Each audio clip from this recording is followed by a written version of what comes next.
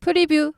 근데 이 영화가 원래 제목이 에? 감독님이 한국에 하려고 했대. 네? 친구들이 그래서 그건 아닌 것 같다라면서. 진짜 너무 아닌데? 한국이 네? 세상의 모든 컨텐츠를 리뷰한다. 콘뷰. 안녕, 나는 진이. 안녕, 난 앵두야. 오늘은 2월 28일 기준 개봉 7일차에 309만 관객을 돌파한 영화 파묘에 대해 우리 함께 리뷰해볼게. 콘뷰는 스포일러를 포함하고 있어. 재밌게 들어줘. 그럼 내가 먼저 파묘를 긴장감 있게 소개해볼게. LA에 사는 어느 유복한 가족에게 기이한 초자연 현상이 잇따라 발생하자 그들은 무당들 사이에서 소문난 젊은 무당들을 부른다. 곧 그들 조상의 어두운 그림자가 그 가족에게 드리워져 있다는 사실을 알아채는데 무당화림은 무덤을 파헤치고 조상을 구제하기 위해 최고의 풍수사 상덕과 장의사 영근에게 도움을 청한다. 놀랍게도 그 무덤은 한국의 어느 외딴 마을의 그늘진 곳에서 발견되고 마침내 무덤 발굴이 진행된다.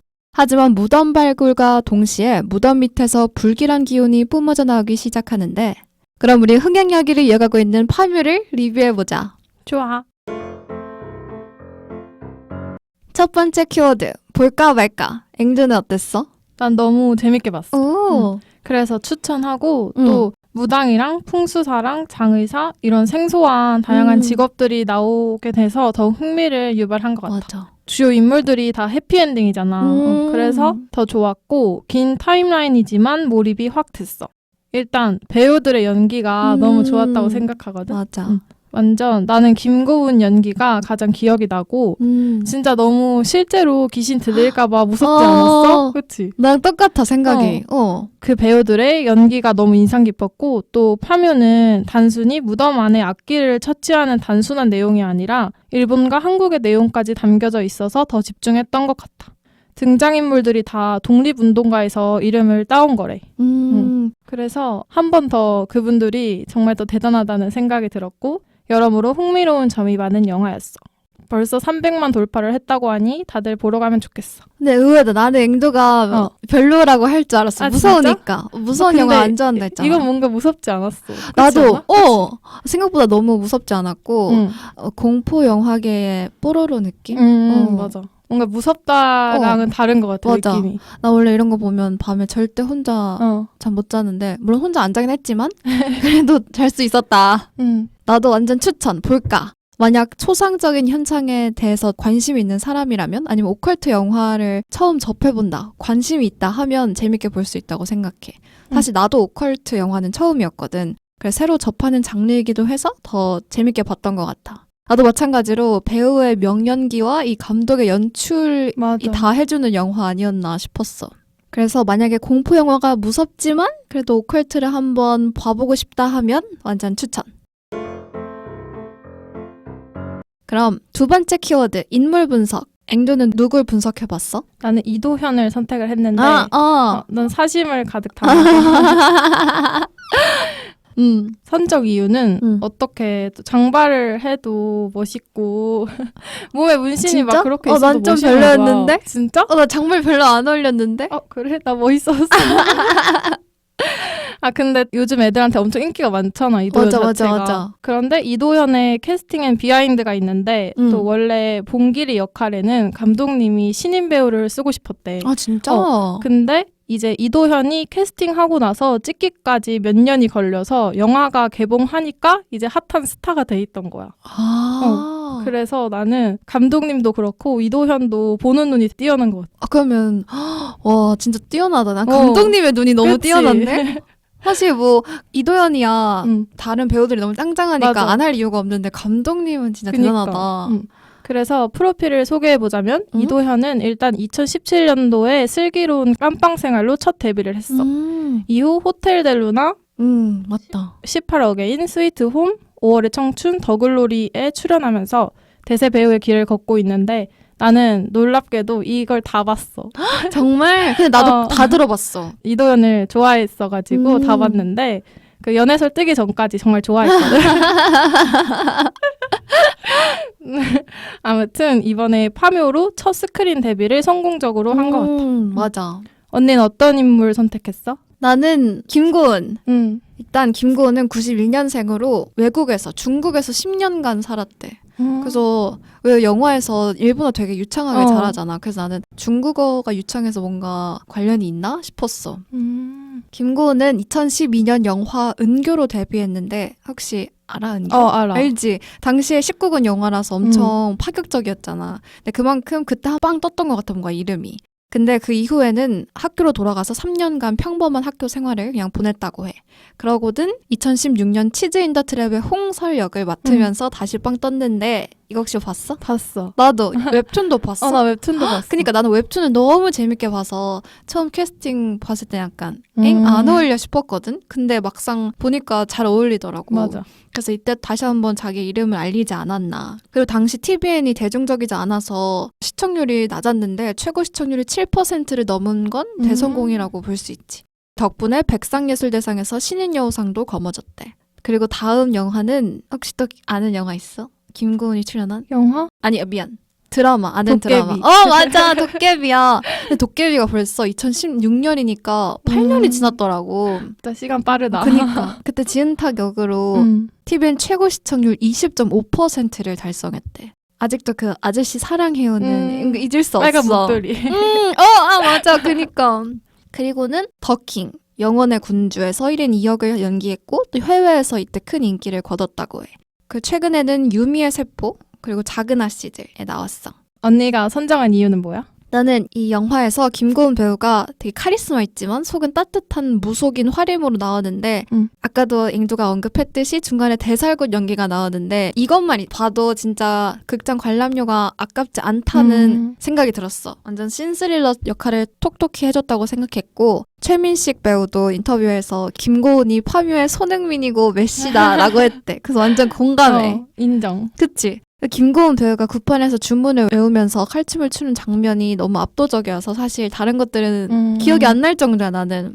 근데 웃긴 게 독실한 기독교인이래. 아 진짜? 그래서 당시에는 그거 볼 때 약간 저 장면을 저렇게 많은 사람들 앞에서 어떻게 하지? 막 춤 엄청 희한하게 추잖아. 맞아. 그래서 진짜 전 배우 아니면 못하겠다 싶었어. 근데 그것도 잘못하면은 이상해 보이는데. 그니까. 맞지? 내가 엄청. 얼마나 웃기겠어. 진짜 대단해. 그리고 김고은 배우도 실제로 그 역할이 너무 무서웠대. 근데 왜 하기를 했냐면 감독님이 교회 집사님이라서 했대. 아 진짜? 웃겨. 우와 그렇구나. 그러니까. 그 처음에 상덕 역할을 맡은 최민식 배우가 의뢰받은 부잣집의 조상 묘자리가 너무 안 좋다면서 하지 말자고 했잖아. 근데 김고은이 아픈 아기는 어떻게 할 거냐면서 하자고 해가지고 하게 된 거잖아. 초반에 봤을 때는 뭐야 돈 때문에 저렇게 무리하게 밀고 나가나 했는데 영화를 보면서 진짜 아이를 위하는 마음에 했었구나라는 게 느껴졌어. 전체적으로 이 영화는 김고은 배우가 끌고 가는 영화였다고 생각해서 김고은을 선정했어. 극중 캐릭터의 행동, 선택 하나만 말해줘. 나는 이도현 배우를 보면서 가장 기억에 남았던 게 일단 지금껏 보인 적 없는 새로운 변신을 보여줬잖아. 맞아. 이도현이 파묘에서 경문을 외우는 신의 무당인 봉길 역할로 신병에서 자신을 구해준 무당인 김고은과 함께 다니는데 나는 마지막에 일본인의 빙의된 연기를 할 때가 가장 인상이 깊었어. 그 병실에 누워있을 때. 그래서 나는 진짜 빙의된 것 마냥 열연을 펼쳐서 가장 기억에 남는 것 같아. 맞아. 연기 진짜 잘해. 근데 그때 나 진짜 닭이 안 죽었으면 좋겠다 했는데 안 죽었어. 맞아. 해피엔딩이었다. 닭까지 해피엔딩이야. 그니까. 아니 근데 난 사실 이도현이 죽을 줄 알았거든. 왜냐면 맞아, 귀신이잖아. 맞아. 귀신한테 당했는데 근데 다행이다.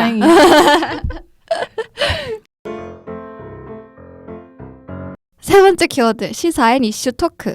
K-오컬트, 파묘를 크게 우리가 두 파트로 나눠본다면 전반전은 조상의 관, 후반전은 일본 정령의 관이라고 볼 수 있잖아.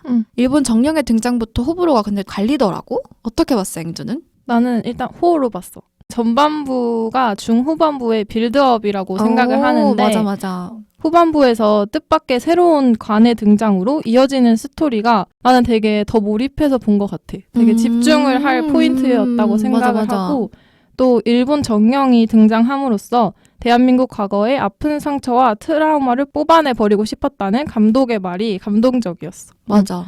또 한국의 오컬트 장르에서 이런 메시지를 담는 영화가 거의 없잖아. 그치. 그래서 되게 새롭게 봤고 또 주요 내용이 바뀔 때마다 1장부터 6장까지 막 이렇게 제목을 붙여줬잖아. 그게 더 내용 이해에 도움이 됐던 것 같아서 나는 작품 완성도는 최고였다고 생각을 해. 맞아. 그리고 영화를 보고 난 후에 난 느꼈지만 디테일이 진짜 장난이 맞아, 아니다. 맞아. 아까 말해줬던 독립운동가 이름을 사용했던 것도 그렇고 진짜 감독의 디테일이 미쳤다라고 그러니까. 생각했어. 언니는 K 오컬트 이런 거 어떻게 봤어? 나는 일단 K-오컬트가 처음이라서 되게 신선했어. 감독이 대단하다고 느꼈던 게 이게 벌써 3번째잖아. 그래서 엄청 열심히 준비를 하셨더라고. 어린 시절 무덤의 2장을 지켜본 기억을 토대로 이 파묘를 기획했는데 영화를 기억하면서 장례지도서 자격증에 도전해서 10차례 넘게 2장을 직접 참여했고 완성도를 높이지 않았을까 싶어. 후반에 나온 일본 정령 부분도 재밌게 봤어? 아니? 재미없었어? 이거 말하려고 했는데 그래? 나는 전반전은 사실 약간 되게 흥미진진했잖아. 이 여자 요괴 얼굴을 단 뱀, 막 의뢰인이 사망하고 갑자기 나 이런 거 너무 뭔가 엄청 쫄면서 봤단 말이야. 근데 나중에는 나는 연결고리가 연결이 잘 안 된다고 생각했어. 당시 볼 때는. 근데 나중에 이렇게 조사해보고 하니까 뭔가 친일파를 시작으로 일본의 만행까지 연결해서 잘 풀어낸 것 같다라고 생각이 들었어. 근데 나는 어쨌든 정령 이야기는 조금 지루했다라고 생각했습니다. 그러면 무당과 지관, 무당과 대살굿에 대해서 지영이가 설명해 줄래? 무당과 대살굿에 대해서 내가 정의를 내려볼게. 응? 무당의 무는 춤을 통하여 신을 접하기 때문에 쓰게 되었고 이름처럼 춤으로써 무아의 경지에 돌입하여 신과 접하면서 거기서 신탁을 통해서 신비한 기능을 발휘하는 거야. 일반 사람들과 구별되는 초인적 이질성을 부여받는 자라고 말할 수 있어. 대살굿은 타살굿이라고도 하는데 동물을 죽여 신에게 바치는 굿거리의 일종으로 대살굿 하나에도 종류들이 되게 많아. 영화에서는 돼지를 잡아 원혼을 위로하는 생타살굿을 했어. 나 근데 이제 보면서 돼지가 너무 마음이 아팠어. 아, 죽어서? 너무 칼집 나서? 그리고 그 사람인 척 하려고 돼지를 데리고 오고 돼지띠인 맞아. 분들을 데리고 왔잖아. 궁금해. 그 돼지띠인 분이 한 분이 여자 요괴 머리를 단 뱀을 맞아. 죽였잖아. 근데 그러고 엄청 아파했잖아. 그래서 괜찮은지 지금. 마지막에 일본 정령을 물리쳤으니까 괜찮겠지? 그건 궁금했어 너무. 언니가 이번엔 지관과 명당에 대해서 한번 설명해줘. 일단 지관은 영화에서 김상덕 역할을 하는 최민식 배우가 국내 최고의 지관으로 나오는데 지관은 전통적인 풍수지리에 따라 묘자리를 포함한 땅의 좋고 나쁨을 판별하는 사람이라고 하는데 우리는 풍수사라고도 부르기도 해. 명당은 천자가 제후들의 문안을 받던 집 또는 뜰을 뜻하는 말이었대. 근데 지금은 누구나 풍수상 좋다는 땅을 명당이라고 불러. 극 중에서 최민식 배우가 전국의 명당이라면 안 가본 데가 없는 역할인데 직접 흙도 먹고 하잖아. 그 흙을 먹으면서 주변 동물도 파악하고 땅을 판별하는 역할을 나는 처음 봐서 신기했어. 맞아, 나도 되게 뭔가 생소했어. 그리고 사실 명당이라고 하면 그냥 바다가 보이고 산이 보이고 약간 이렇게 생각하는데 그런 게 신기했고 그리고 시사회에서 밝혔는데 그 흙이 사실은 콩가루랑 과자를 섞은 거였대. 그래서 사실은 맛있었다. 실제로도 이 흙을 맛볼 때가 있대. 명당의 흙에서는 된장과 비슷한 맛이 나고 음지에서는 쇠맛이 난대. 신기하지? 한번 나중에 먹어봐. 어디 우리 집 앞에 우리 집 앞에 산 있거든. 내가 먹어볼게. 그리고 무당, 미신, 전개에 대한 믿음이 있어? 아니면 믿는 사람들에 대해서 어떻게 생각해? 나는 타로나 점 같은 거는 보는 거 되게 좋아하거든. 진짜? 근데 약간 이게 볼 때 그냥 좋은 것만 믿어야지 이런 생각으로 보는 건데 되게 무당을 내가 직접 만나게 되면 믿을 것 같아. 무당은 아직 그러나. 근데 또 무당은 타로나 점이랑 다르게 직접적으로 신내림을 받은 사람이니까 그러니까 맞아. 괜히 나도 모르게 더 신뢰를 가질 것 같고 또 이런 미신 점괘는 사람이 행복할 때 찾지 않잖아. 나도 맞아. 아프고 약간 우울할 때 맞아. 그럴 때 찾으니까 이런 미신을 통해서라도 행복함을 찾고 싶어하는 사람들 때문에 더 많아지는 것 같아.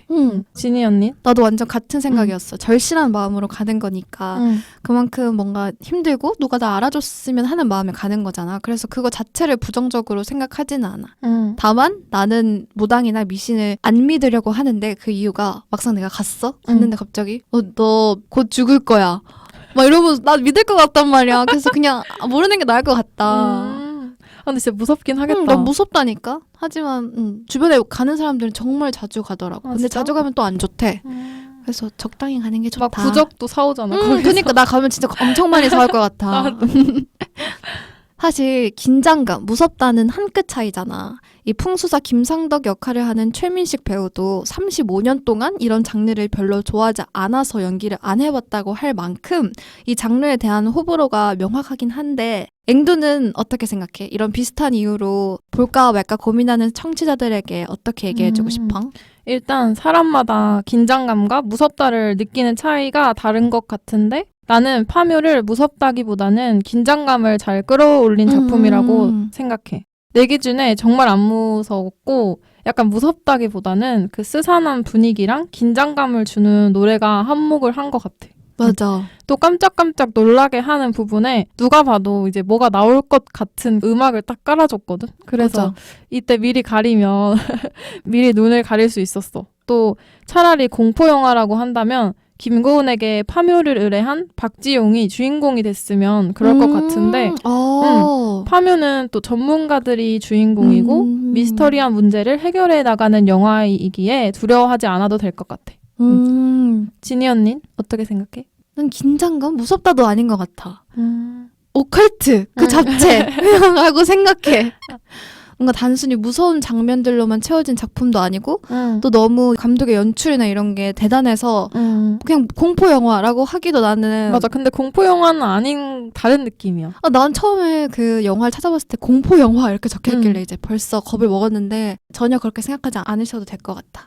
그리고 아까도 말했지만 감독의 연출 중에 하나가 또 내가 미쳤다라고 생각했던 게 초반에 완전 영화 시작하기도 전에 쇼박스 광고 나오잖아. 근데 거기에 흑백에 음속으로 시작하잖아. 근데 그것도 연출한 거래. 아 진짜?